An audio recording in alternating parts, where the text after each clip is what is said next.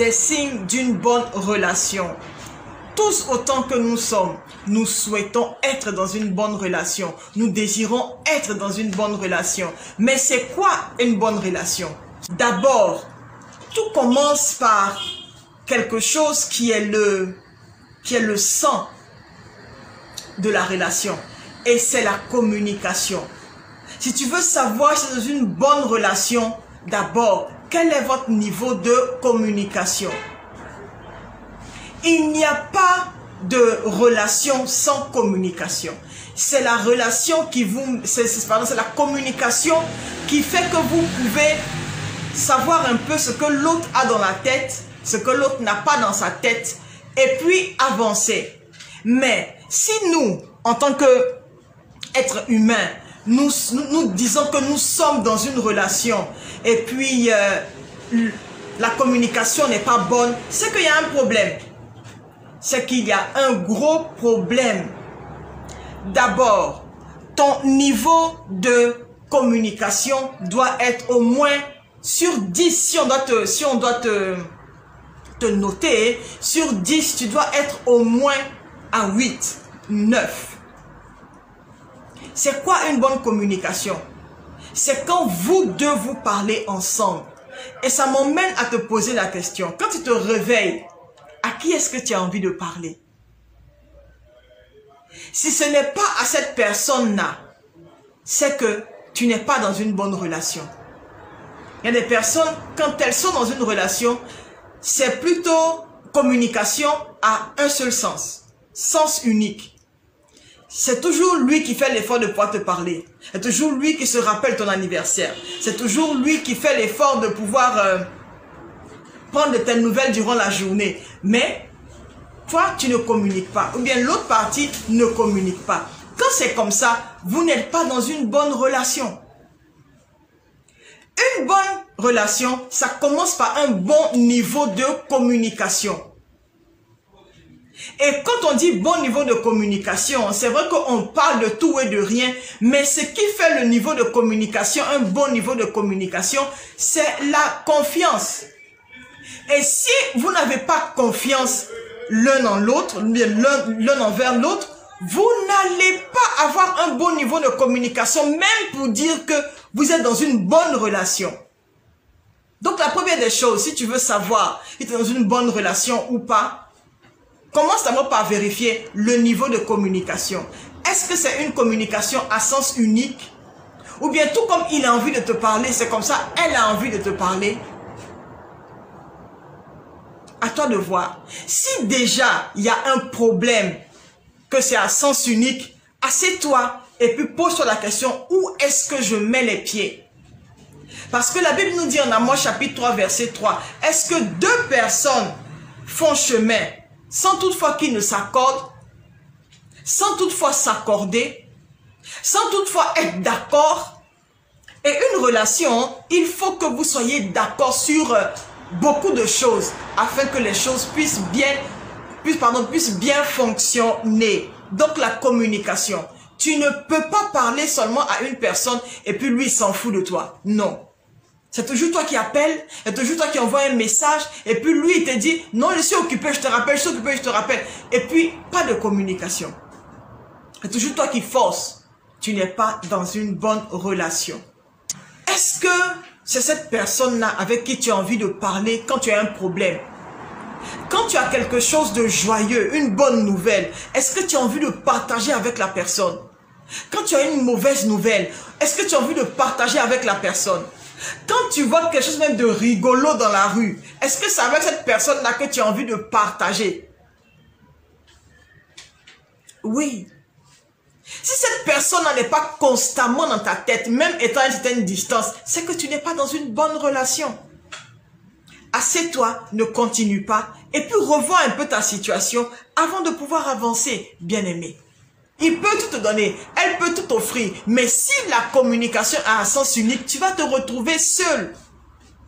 Et c'est cela que beaucoup de personnes sont dans une relation, mais elles se sentent seules à tout moment. Il y a un problème. Est-ce que je parle à quelqu'un? Il y a un problème. La deuxième chose que tu dois regarder, si tu veux savoir si c'est dans une bonne relation ou pas, c'est le respect mutuel. Quel est votre niveau de respect l'un pour l'autre? Comment est-ce que vous vous parlez? Comment? Est-ce que même tu laisses l'autre parler? Oui, mais tu as la même personne à parler. Toi-même, tu parles, tu réponds. Tu réfléchis à la place de l'autre et puis tu réponds. Tu réponds. Il y a quelqu'un qui m'a dit ça. Oh, mais moi, telle personne, quand je parle avec elle, elle réfléchit pour moi. Est-ce que tu réfléchis pour l'autre? Ou bien tu laisses la personne parler? Le respect est très important. Se respecter, c'est très important. Quand on dit se respecter, c'est respecter les principes de l'autre. Voici pourquoi, dans une relation, vous devez demander quels sont tes principes. Demande à la personne qui est en face de toi, quels sont tes principes. Si la personne n'a pas de principes, c'est que c'est sérieux. Quels sont tes principes? La personne va te dire, par exemple, je n'aime pas quand on fume autour de moi, je n'aime pas le mensonge. Moi, par exemple, un de mes principes, c'est que quand tu me trompes, c'est fini. Ah oui. Il y a des choses comme ça. Il y a des personnes comme ça. Elles se mettent des limites, elles se mettent des barrières. Et je veux te dire aujourd'hui que le respect mutuel est important pour avoir une bonne relation. Tu es dans une relation et que tu dis que c'est une bonne relation, mais la personne ne te respecte pas. La personne te parle mal. La personne te dit des paroles blessantes à chaque fois. Tu n'es pas dans une bonne relation. Quand tu es dans une bonne relation, tu dois dire à la personne que j'aime pas ta manière de me parler. Et puis la personne va se rappeler que non, elle n'aime pas quand je lui parle sur ce ton. Ou bien il n'aime pas quand je lui parle sur ce ton. Le respect, en fait, c'est considérer ce que l'autre aime et ce que l'autre n'aime pas. C'est ça, en fait, le respect. Tu ne peux pas dire que tu respectes quelqu'un puis tu gifles la personne à longueur de journée. Tu gifles la personne jusqu'à la personne même voit étoile. Les étincelles, là. Vous voyez comme dans les dessins animés, là, non? Tu ne peux pas dire que dans ce genre de relation-là, que tu respectes la personne. Non. Ce n'est pas le respect. Donc, si tu dis dans une bonne relation, regarde ces deux choses-là. Est-ce que mon niveau de communication est bon? Déjà, le côté communication disqualifie beaucoup de couples. Parce qu'il y a des gens qui ne savent même pas ce que l'autre vit. Il y a des gens qui ne savent même pas ce que leur conjoint vit. Et ça, c'est grave. Ça ne sert à rien d'être dans une relation et puis tu es malheureux. Ça ne sert à rien de dire que tu es dans une relation et puis tu n'as pas la paix du cœur. Et puis tu ne peux même pas dire, tu peux pas compter sur l'autre pour quoi que ce soit. Ce n'est pas une relation. Si tu n'es pas marié, sors de là. Respecte-toi assez pour sortir de là. Donc je veux t'encourager, toi spécialement, à ne pas négliger ton cœur, tes émotions, ta vie et ce que tu veux. L'une des raisons qui me pousse à pouvoir enseigner sur les relations, c'est parce que beaucoup d'entre nous, on ne sait pas en fait ce qu'on veut. Ce n'est pas mauvais, mais c'est mauvais. Ce n'est pas mauvais dans le sens où peut-être que tu n'es pas enseigné, donc tu ne sais pas comment te canaliser. Comment est-ce que tu vis? Comment est-ce que tu gères ta vie de tous les jours? Quand tu as un problème d'émotion, où est-ce que tu te tournes? Vers qui est-ce que tu vas? Il faut que tu saches. Et si on ne t'enseigne pas, il te sera difficile de faire les bons choix. Il te sera difficile de pouvoir faire ce qui est bon pour toi. Chaque décision que tu prends te fait ou bien te défait en fonction des avantages et des conséquences que ton choix emmène. Ou bien engendre si tu veux. Et bien aimé, pour moi tu es précieux. Pour Jésus, tu es précieux. Pour toi-même, tu es précieux. Et même si tu as été malmené, tu n'as jamais été dans une bonne relation. Et même si, alors que tu m'écoutes, tu dis, oh, coach, je n'ai jamais été dans une relation. C'est pas grave. Tout le monde désire être dans une bonne relation. Voici pourquoi j'en parle. Si tu es là, tu m'écoutes, et que tu es dans une relation, et que dans cette relation-là, tu manques de respect à ton conjoint, ce n'est pas une bonne relation. Si vous n'avez pas un bon niveau de communication, rectifiez le tir. Et n'allez pas jusqu'au mariage parce que le pasteur est au courant, parce que les parents sont au courant, parce que, comment on appelle ça, on a déjà fait les coups de mariage. Donc, coach Esther, il faut qu'on continue. Regarde. Briser une relation est beaucoup mieux. Rompre une relation est beaucoup mieux que rompre des fiançailles. Et rompre des fiançailles, c'est beaucoup plus facile et moins douloureux, c'est moi qui te dis, que de rompre, que de divorcer. Voici pourquoi je prends le temps de pouvoir enseigner. C'est un chemin qui est difficile. Et je n'ai pas honte de partager mes expériences avec toi. De partager les expériences d'autres personnes. Afin que tu sois enrichi. Que tu sois enrichi.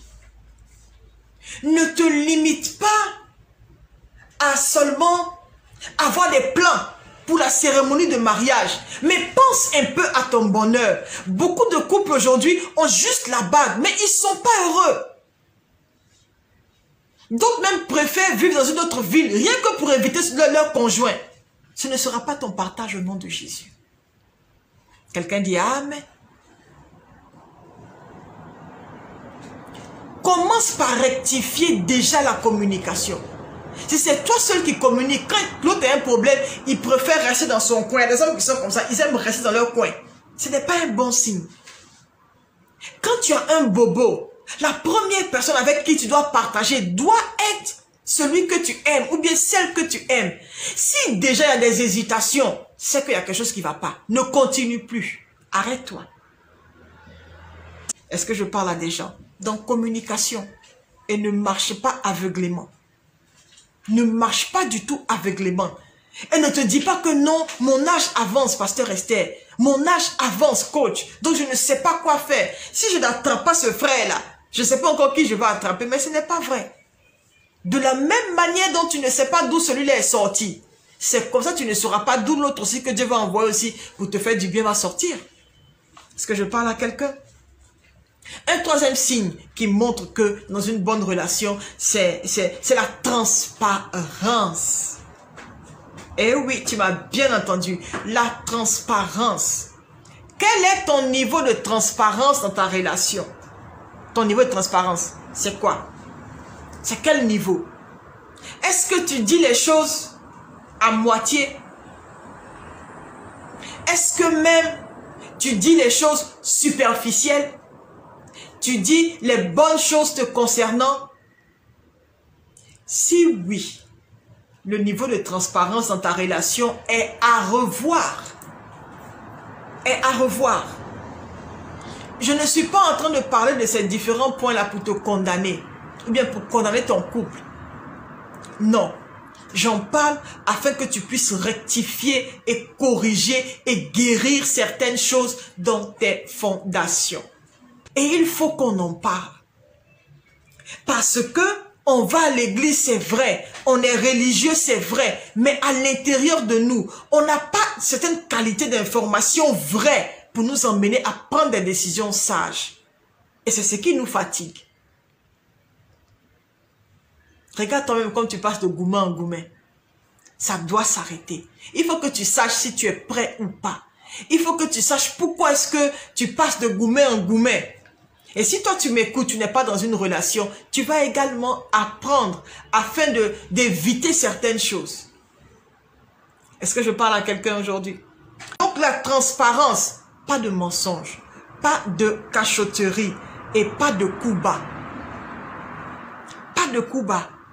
Assez, c'est assez. Tu as trop menti. Et pourquoi même tu mens?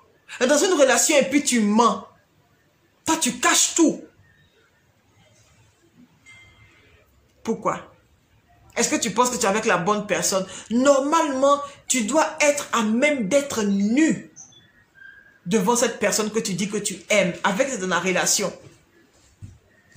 Il doit savoir si tu fais tes règles. Il doit savoir si tu es un bobo. Il doit savoir si tu as été violé ou pas. Il doit savoir si tu regardes les films porno. Il doit ou bien elle doit savoir tout ça. Ne cache pas. Ne cache pas. Parce que ce qui fait que notre vie est désagréable, ce qui fait que on est affecté, ce sont nos secrets. Nos secrets font qu'on n'est pas heureux. Nos secrets nous rendent malheureux. Je me rappelle, il y a un monsieur qui courtise une jeune dame qu'il aime depuis quelques années. Et encore, je me rappelle combien de fois il a pris le temps de pouvoir dire à la femme son passé, qu'il n'a jamais même pu dire à quelqu'un autour de lui toutes les années de sa vie. Il a dit à cette femme-là tout. Comment est-ce que chacun de ses enfants a été conçu? Qu'est-ce qui s'est passé? Il a tout dit à la dame. Tout. Il n'a rien caché. Et chaque fois qu'il se rappelle de quelque chose qu'il a oublié, il le dit à la dame. Ah, est-ce que je t'ai dit ça? Est-ce que je t'ai dit ça? Ça, c'est quelqu'un qui veut être transparent et qui se bat pour emmener sa relation à un autre niveau. Il est transparent avec celle qu'il aime. Il est transparent. Et toi, tu dis que tu es dans une relation, mais la personne ne connaît même pas ton passé. La personne ne connaît même pas tes parents. La personne ne connaît même pas ce qui se passe dans ta famille. La personne ne sait pas que tu as repris tellement de classes. Tu vas dire, mais coach Esther, en quoi est-ce que c'est utile de parler du fait que j'ai repris beaucoup de classes? Il faut qu'il sache. Il faut qu'il sache. Pourquoi cacher ce qui est mauvais te concernant? Est-ce que tu penses que tu es dans une relation avec quelqu'un, les gens veulent entendre seulement ce qui est juste, ce qui est beau? Non! Tout sur toi n'est pas beau. Hello! Tout sur toi n'est pas beau. Si tu as un enfant caché quelque part là-bas, dis à la personne que j'ai un enfant. Ne cache pas. Hello? Quelqu'un dit hi. Ne cache pas. La transparence est très importante. Sinon, ne continue pas. Si tu as honte de parler de ton passé à la personne avec qui tu es dans une relation, ou bien tu veux être dans une relation, ne continue pas. Arrête-toi. Arrête-toi, parce qu'il y a un problème. Qu'est-ce qui fait que le couple manque de transparence? C'est parce qu'on n'a pas confiance, c'est parce qu'on doute, c'est parce qu'on se dit, si je dis telle chose à telle personne, c'est pas bon. Mais sois nu. La Bible nous dit que Adam et Ève étaient tous deux nus dans le jardin, comme ce qu'on a l'habitude de dire, et les deux n'avaient pas honte. Les deux n'avaient pas honte. Mais toi, tu es comme un oignon. Toi, ta vie là, c'est caché, caché, caché. Puis toi-même, tu es à l'intérieur petit comme ça.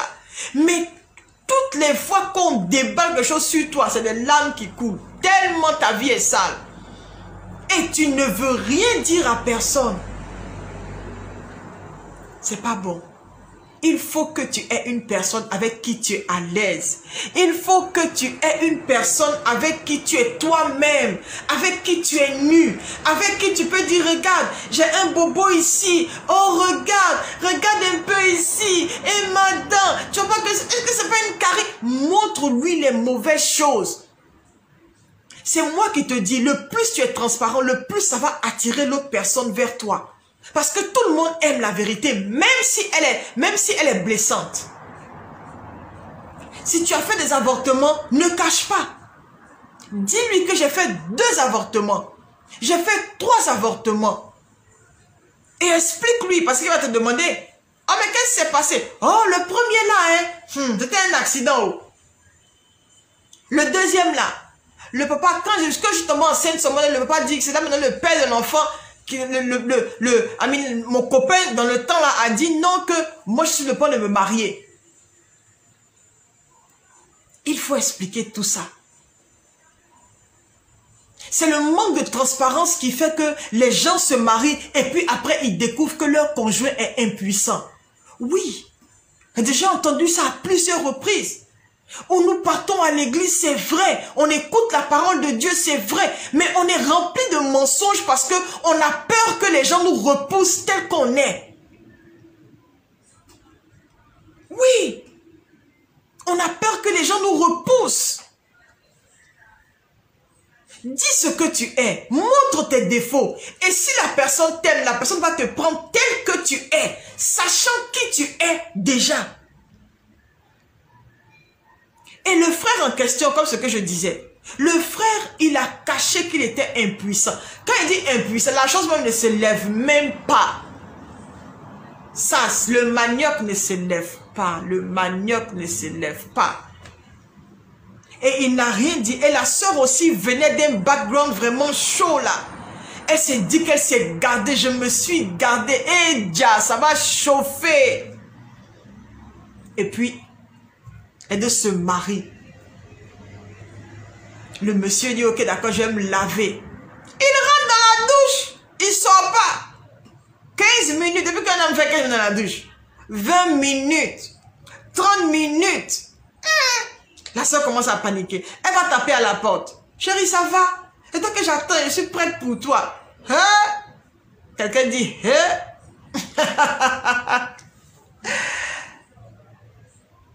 Le frère, rien. Après 1 heure, il dit, oh ça va, il revient, il se couche. La soeur dit, ah, c'est comment? Je suis là, hein, dans son sexy chic là. Le frère dit, oh, je suis fatigué. Attends, on va dormir. Demain, on va faire le travail. Elle dit rien, prend ce mal en patience. Elle dit, cette fois-ci là, c'est mon jour de gloire, je ne me laisse pas faire. Le lendemain va arriver forcément, non? Il dort, il se réveille. Le frère frappe photo. Rien même. Quand il dit rien là, c'est rien. Ça se lève même pas. Le manioc est mort. Fermenté, c'est moi qui t'ai dit. Et qu'est-ce qui s'est passé? Le manioc est fermenté, ça se lève pas, pourri. Après quelques jours, la lune de miel, c'est l'autre. La lune de miel, là, le frère a tapé poteau, ça n'a pas marché. Il fait sa lune de miel, maintenant il rentre. La mine de la fille, là, ça ne marche pas. Ah, sa maman qui lui demande, mais qu'est-ce qui se passe? Elle dit, il n'y a rien. Et sa mère qui lui dit, si tu n'ouvres pas la bouche pour parler maintenant, c'est que tu as vu que tu n'aimes pas là, tu vas supporter ça toute ta vie. C'est là que elle a pris son courage à 2 mains. Et puis elle dit, maman, le monsieur là est impuissant. Parce qu'après plusieurs instances, il lui dit maintenant que je suis impuissant, le manioc ne se lève pas. Hey! Donc la banane va faire quoi? Qu'est-ce que tu veux que ma banane fasse si ton manioc ne se lève pas? Vous savez pourquoi il dit ça? Parce que c'est les 2 ménagers qui font le foutu. Ok? En Côte d'Ivoire. Donc comment ça se passait? C'était la confusion totale. Et c'est là maintenant que parce que le mariage n'a pas été consommé, ils ont divorcé. Mais pourquoi mentir? Pourquoi en arriver là? Pourquoi en arriver là? Si toi tu es une bonne terre, ce n'est pas tout le monde autour de toi à l'église qui écoute la parole de Dieu comme toi, qui veut être meilleur comme toi. Voici pourquoi à l'église il ne faut jamais te comparer aux gens. Jamais, jamais, jamais. Tu n'es en compétition avec personne à part toi-même. Marche dans ton appel et fais ce que Dieu veut que tu fasses. Si Dieu te convainc de changer par rapport à quelque chose, toi change par rapport à cette chose-là. Et ne dis pas, mais tout le monde autour de moi fait ça. Non. Non. Tout le monde autour de toi ne fait pas ça. Est-ce que vous comprenez? Donc, la transparence est importante. Pourquoi dépenser des millions pour le mariage? Et puis arriver au divorce par un manque de transparence. Voici pourquoi si tu es là et que tu m'écoutes et que tu n'es pas encore marié, je veux t'encourager à faire le test de dépistage de sida avant d'aller te marier. 1, 2, fais le test de, comment on appelle ça même, pour voir si le monsieur est fécond ou bien si la femme aussi est féconde. Faites les tests parce que ce n'est pas tous les garçons que vous voyez comme ça là qui sont féconds. Il y a des gens quand tu les maries, tu es coincé parce qu'ils ne peuvent pas faire d'enfants. Ils ne peuvent pas faire d'enfants. Mais eux-mêmes, ils ne savent pas. Mais alors que vous découvrez ça tôt, vous pouvez trouver la manière de pouvoir vous traiter avant de vous marier. Ne laissez pas la cérémonie de mariage et la robe blanche et violette que vous allez porter, les couleurs orange, blanc, vert, bleu, blanc, rouge, que vous allez mettre pour décorer la salle là. Vous aveuglez au point de ne pas voir la vie après le mariage. Parce qu'il y a la vie après le mariage. Et c'est ça qui est le vrai mariage. Ce n'est pas la cérémonie de mariage là. Donc commence déjà par rectifier ton niveau de transparence. Et pose-toi la question, pourquoi est-ce que je ne veux pas tout dire à mon conjoint? À celle que je dis que j'aime, pourquoi est-ce que je ne veux pas tout lui dire? Si le manioc dort, dis que le manioc est fermenté. Dis que le manioc est fermenté. Et ma soeur, si tu as fait également des avortements, dis que tu as fait des avortements. Parce que après les avortements, si ce n'est pas bien fait, les trompes peuvent être bouchées. Oh oui, je te dis, les trompes se bouchent à cause des saignements qui se passent. Hello! C'est ça que vous êtes pleinement bénis. Et si vous vous demandez, mais c'est qui la jolie dame qui prêche, la dame qui enseigne là? C'est le coach Esther. Elle n'est pas seulement coach, elle est pasteur. Elle n'est pas seulement pasteur, elle est également auteur. Et c'est tout ce que j'ai vu, ce que j'ai vécu là qui m'a amené à écrire Les illusions des célibataires. Et je vais vous encourager, si vous êtes dans un pays francophone, dans un pays même où vous êtes, à pouvoir vous procurer le livre. Et très bientôt, ce sera ce sera en ligne. Ok? Si tu n'es pas vierge, merci Saint-Esprit, ne dis pas aux frères que tu es vierge. Oui, ne dis pas aux frères que tu es vierge. Si tu ne l'es pas, by the way, ça se sait.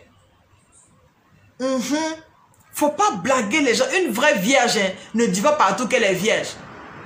Quand tu n'as pas pardon, moi je ne connais pas les hommes, et vous là, laissez-moi tranquille. Moi je suis vierge. Une vierge ne dit pas ça comme ça. Un autre signe qui montre dans une bonne relation, c'est qu'il n'y a pas d'abus verbal. Pas d'abus. Abus. Abus verbal, abus sexuel, abus émotionnel, manipulation. Merci Saint-Esprit. Manipulation. Il n'y a pas de manipulation. Il y a des personnes qui sont bien manipulatrices. Il y a des personnes qui abusent. Elles te manipulent, que ce soit par leur silence. Tout d'un coup, vous êtes là pour parler, elle seule devient point, elle fait comme ça. Il y a quoi la sœur en Christ? Il n'y a rien. Bien aimé, les frères, quand une sœur, son visage change et que tu lui demandes qu'est-ce qu'il y a et qu'elle te dit il n'y a rien, assieds-toi pour écrire un livre. Ce qui arrive là, c'est beaucoup. Oui, c'est beaucoup. Pas de manipulation. Il y a des gens qui manipulent pour avoir ce qu'elles veulent. Tu t'as demandé une voiture. Le frère dit qu'il n'a pas l'argent pour acheter la voiture rouge. Toi, mais tu vois que le frère n'a pas l'argent pour acheter la voiture rouge que tu dis là. Mais tu boudes à chaque fois. À chaque anniversaire, tu boudes. C'est comment? C'est comment? Tu es une manipulatrice. Oui. Ok? Tu es une manipulatrice. Et c'est des choses qu'il faut arrêter. Ne compte pas sur quelqu'un pour acheter ta voiture rouge. Achète ta voiture rouge toi-même et travaille de tes mains. Quelqu'un dit Amen. Achète ta voiture rouge toi-même. Dis à ta soeur, achète ta voiture rouge toi-même et laisse le frère respirer. Est-ce que je parle à quelqu'un? Et nous sommes en train d'enseigner puissamment sur un sujet assez intéressant, qui est les signes d'une bonne relation. Donc, une bonne relation, il n'y a pas d'abus sexuel, il n'y a pas d'abus verbal, il n'y a pas d'abus émotionnel. Le respect des limites de l'autre est de mise. D'accord? Il n'y a pas de manipulation. Il n'y a pas de manipulation. Ok? Et puis également, un dernier signe, et puis on va s'arrêter là pour aujourd'hui, c'est que dans une bonne relation, les visions s'accordent. Les visions s'accordent. Tu as quelle vision? Ok. Envoie ta vision. Moi aussi, j'envoie ma vision. Et même si les visions sont différentes, mais au moins, il y a au moins un terrain d'entente. Est-ce que vous comprenez? Par exemple, le monsieur va te dire, moi j'ai le désir d'aller partout et de faire des disciples. Dis, ok, d'accord. Moi aussi, j'ai le désir de pouvoir servir le Seigneur. Au moins, ça se suit. Mais quand tu dis, non, moi je veux être boxeur professionnel. Et puis ta femme dit, c'est que tu veux bouger, dit, boxeur professionnel, dont ton visage va être gonflé tous les jours. Et puis il va te dire oui. Moi je veux être boxeur. Si tu sais que tu ne supportes pas les boxeurs, parce que s'il n'est pas dans le ring, votre maison sera le ring. Cherche-toi. Les visions doivent s'accorder. Et regardez, ne nous forçons pas pour rester dans les relations. Ne nous forçons pas pour rester dans les relations. Non. Ne nous forçons pas. Vos visions doivent s'accorder. Voici pourquoi vous devez avoir un bon niveau de communication. Un bon niveau de communication. Qu'est-ce que l'autre attend de toi? Qu'est-ce que toi aussi tu attends de l'autre? Dis-le lui. Et ensemble, vous allez trouver un terrain d'entente. Moi, j'admire les couples qui travaillent ensemble. J'admire les couples qui font tout ensemble. Et c'est possible. Moi, j'ai vu ça de mes yeux. Je connais un couple, hein. Ils écrivent les livres ensemble. Ils voyagent ensemble. Monsieur n'est jamais sans sa femme. La femme n'est jamais sans le monsieur. Ils ont une ONG ensemble. Ils ont une maison d'impression une maison d'impression ensemble. Ils écrivent des livres ensemble. Ils ont des shows ensemble. Ils ont... Hey! Et même sur les photos de profil, tu vois que chacun met la photo de l'autre sur son profil. Et tu vois que ils sont engagés l'un envers l'autre. Ils sont engagés l'un envers l'autre. C'est vrai que je ne veux pas trop comprendre ce que tu fais dans blockchain, mais au moins je te soutiens dans ton blockchain. C'est vrai que je peux pas être pasteur, mais au moins je te soutiens dans ton œuvre pastorale. Vous devez être engagés l'un envers l'autre.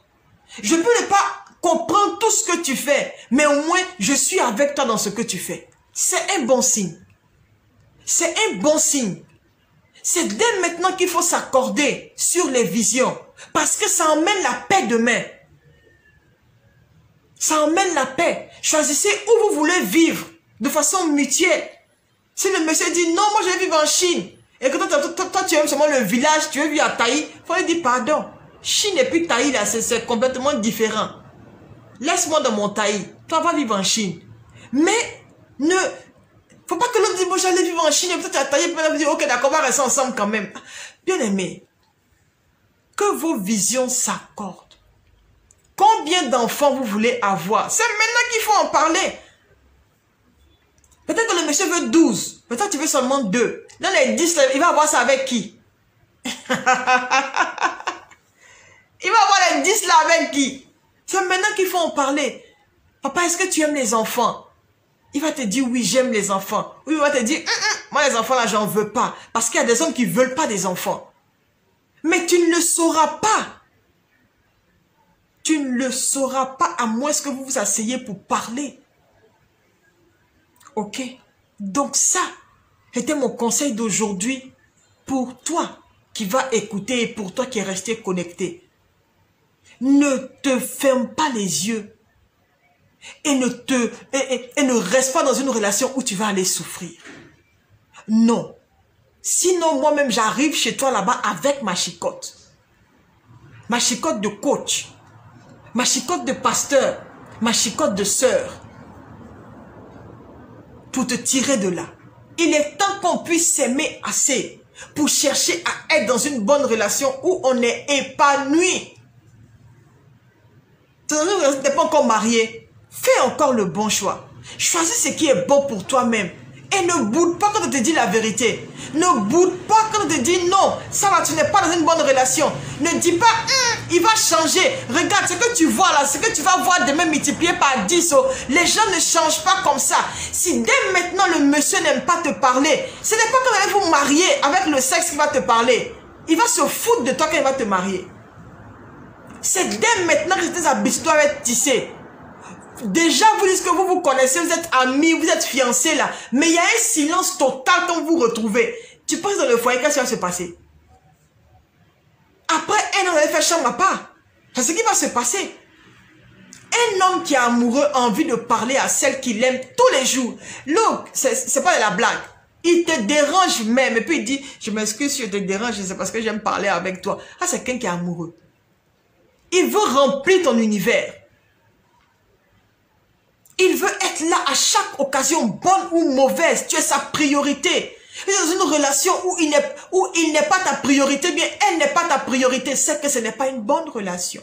Une bonne relation, c'est quand tu es la priorité de l'autre et il est également ta priorité. C'est ça une bonne relation. Je prie que alors que Dieu te donne des oreilles, que tu vas écouter et réécouter encore le message avec attention. Ma prière pour toi, c'est que tu ne demeures pas dans quelque chose qui va tuer ton étoile, qui va tuer ton futur, qui va tuer ta joie, qui va tuer ton bonheur. Au nom de Jésus, est-ce qu'on peut prier et on va se séparer? Seigneur, merci pour mon frère et pour ma soeur. Merci pour toutes les personnes qui vont suivre. Je prie, Seigneur, que ta grâce demeure sur chacun d'entre eux. Donne la sagesse à cette génération afin de pouvoir se séparer de ce qui n'est pas agréable, afin de pouvoir sortir de ce qui est toxique, afin de pouvoir sortir de ce qui nous rend malheureux constamment. Donne-nous le courage, la force intérieure de pouvoir nous aimer assez. Chéris ta présence en nous afin de pouvoir prendre de bonnes décisions. Je prie que tout ce que tu n'as pas semé dans nos vies, que ta main puisse déraciner maintenant même au nom de Jésus.